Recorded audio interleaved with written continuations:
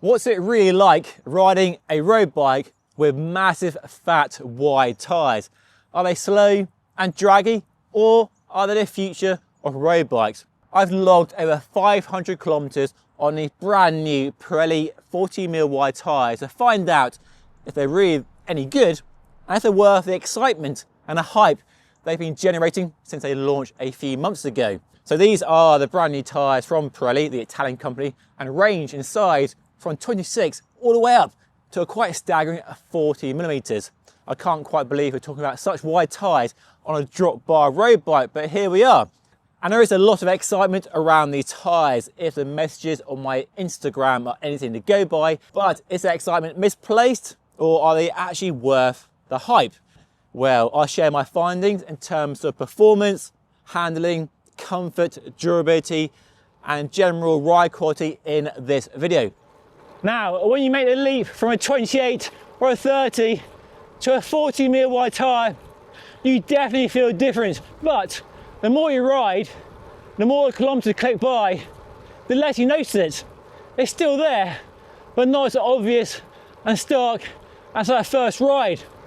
Now, when you're trying to ride fast, over 250 watts or over 30 kilometers per hour, say, you do feel the extra effort these big tyres require from you. Just feels like you're pushing through a thicker air than a narrow tyres. Definitely requires more effort the harder you push on. And this is where I think going too wide can have its limits. The aerodynamics and the extra weight definitely become a factor and a drag on how easily you can ride at higher speeds and higher power output. The wide tyres don't feel quite as effortless as narrow tyres, so maybe wide tyres aren't always faster. That said though, the small caveat, or perhaps a big caveat, is the impact the casing construction can have on performance. Because while the Pirelli tyres are slower in this width in my testing, other similar width tyres might not feel the same. And the excellent Bicycle Rolling Resistance website claims these new wide tyres have a much thicker tread than the narrow Pirelli tyres, even though they're essentially the same. And when I asked the Italian company about this, they only shared that the tyres have been beefed up a little, whatever that actually means. But that definitely shows on the scales. These are a porky 462 grams compared to a 38mm Renhurst Barlow Pass with the X-Rite casing. It's over 100 grams lighter with a claim weight of 350 grams. So maybe their light casing might contribute to a less negative impact on speed and power, which I felt with the Pirelli tyres.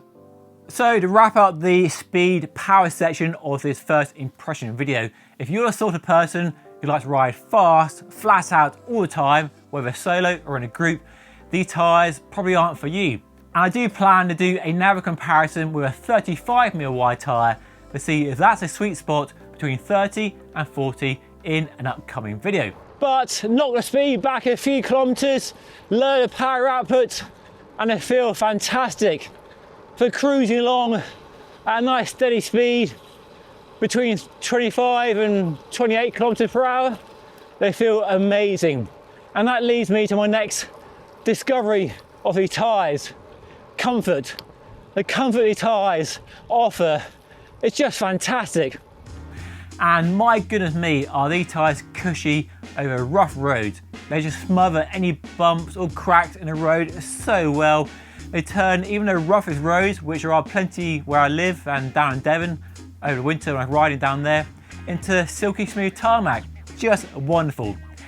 And this 51 Seeker was already a very smooth operator, but now these tyres on, my goodness me, it makes long days in the saddle a very, very pleasant experience indeed. And there's also less fatigue from the bike bouncing your body around the bumps and cracks in the road as well. Definitely a benefit of the bigger air volume acting suspension on your road bike. Tyre pressures are clearly very important with a big volume tyre, and I have been experimenting a lot with tyre pressures over the last few weeks. And I started with the tyre pressures recommended by a SRAM app, so a very good starting point based on the conditions and your rider and bike weight. but in the week since, I've settled on about 40 psi rear and 37 in the front. I know that sounds crazy low to dyed-in-the-wall roadies used to 120 psi, but if you've been riding gravel bikes for the last few years, it's more familiar. And those low pressures lead to the next big benefit I've discovered from riding tyres for the last few weeks. Loads and loads of traction, which in turn leads to more control and confidence. On a narrow tyre, even a 28 or a 30mm tyre, it can feel a bit dicey when you're navigating a narrow road covered in rocks and stones and water running onto fields, mud everywhere. But with a 40mm wide tyre, my goodness me, just ploughs through everything so well and gives you loads more grip. So you can, if you want, carry more speed down your favourite descents, or just get down with less risk of crashing, so it feels safer.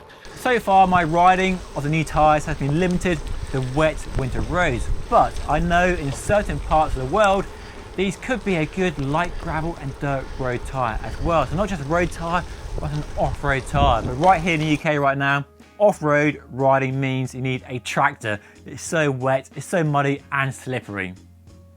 My 500 kilometers of testing has been trouble-free. I've not had any single punctures at all, which is quite remarkable given how bad the roads are this time of year. And looking at the tyres now, there's no cuts or slashes or holes in them at all. I can definitely see the tyre has had some use with a noticeable sort of wear along the centre line here, about a centimetre width of tyre. That's definitely showing some signs of wear and over into shoulder edge a bit where we had these sort of markings here. The tyres are tubeless, and I'll be running them tubeless on these wheels with some stand sealant, and air retention has been excellent.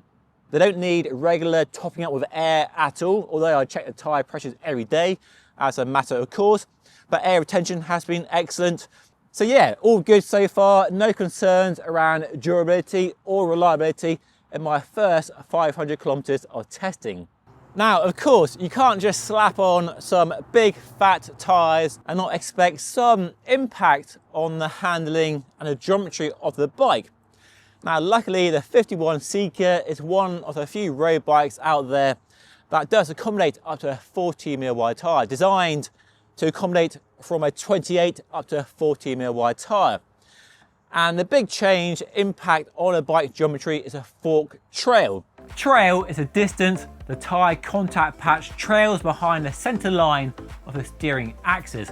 And the longer trail, i.e. a bigger number, means more stability and slower steering. So with a 30mm wide tyre, the fork trail is 57, fairly standard for a road bike. And with the big tyres, the 40mm wide tyres, that stretches to 60mm.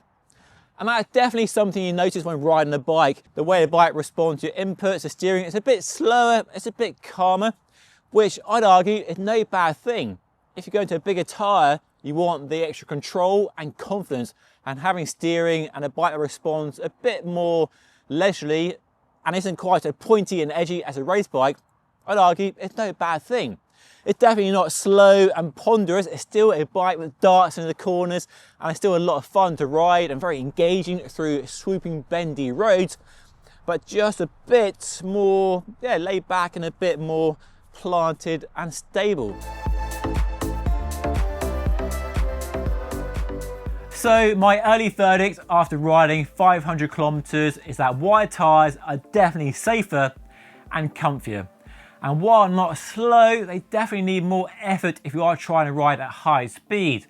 But I do think these actual Pirelli wide tyres are too heavy when Renhurst can make their similar width tyres over 100 grams lighter. So I both love to test those tyres and also see a lightweight version of the Pirelli tyres launch with a pareback construction, maybe like the RS in the narrow version, to give a nice wide volume tyre but with low weight, and hopefully that lighter weight tyre would reduce some of the penalty I feel riding the big tyres at higher speed. So the early verdict is they are a good option for lots of people. If you're riding a gravel bike and want a nice fat slick tyre, these are definitely a good option. If you're riding a touring bike, you're riding in the winter, for me these are definitely a good winter road tyre for UK conditions. You're not trying to ride as fast, you're riding just for distance and fitness to keep your legs ticking over until spring arrives. So put your race bike away, put these on your winter road bike, your gravel bike, and just have a tyre that so far for me appears to be durable, tough, and definitely gives you more comfort and more traction and more control when riding in crappy conditions. But let me know your thoughts on these tyres. I know lots of you watching have been buying and riding these tyres, so let me know your thoughts, how they compare to my thoughts, or if they're different. I'd love to hear your thoughts as always. But stay tuned for another comparison test very soon, because I want to find out if a 35 is the sweet spot between 30 and 40, and that is coming very soon. Anyway, that's all for today. Thank you so much for watching. I'll see you again very soon.